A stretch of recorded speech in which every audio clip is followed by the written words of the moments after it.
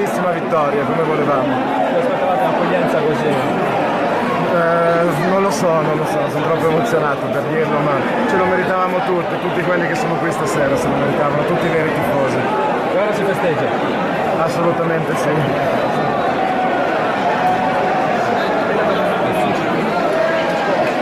Sì, sono stati 12 mesi di passione, lo sapete tutti. Finalmente ce l'abbiamo fatta, dopo quel maledetto 17 maggio dell'anno scorso siamo ritornati dove meritiamo di essere. Abbiamo anche ascoltato che fosse facilissimo che No, non è mai facile, fare un campionato di vertice è sempre comunque complicato. E ce l'abbiamo fatta grazie a un grandissimo girone d'andata. Abbiamo un po' sofferto le ultime partite, ma siamo passati anche attraverso emozioni favolose come 6 gol al Brescia, come la vittoria di questa sera, che hanno dimostrato che questa è una grande squadra. C'è mai stato un momento in cui ha avuto paura? Sinceramente no, perché il girone d'andata ci ha regalato tanti punti di vantaggio sulle seconde e grazie a un gruppo di grandissimi uomini non mi hanno mai fatto dubitare che avrebbero raggiunto l'obiettivo.